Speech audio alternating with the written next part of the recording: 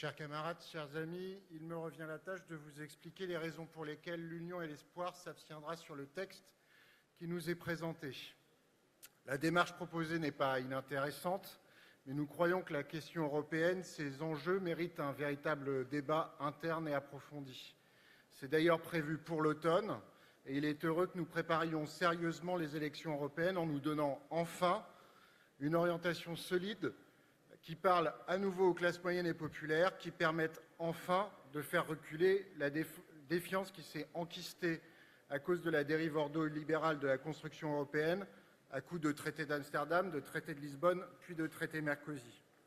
La définition de notre orientation européenne mérite un temps prolongé et organisé de débat et de réflexion avec les militants pour ne pas réitérer les erreurs passées et répondre efficacement aux questions posées par une social-démocratie européenne qui, si elle reste notre camp naturel, n'en finit pas de se débattre avec de graves contradictions.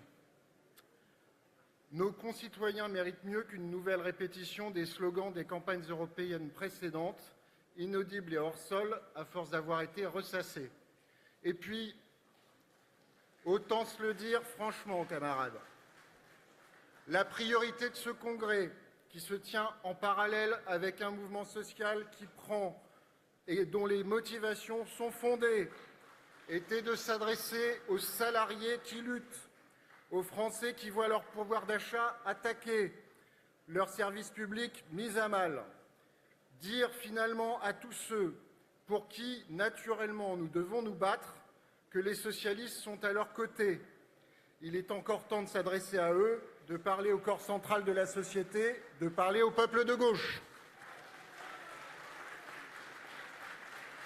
Merci.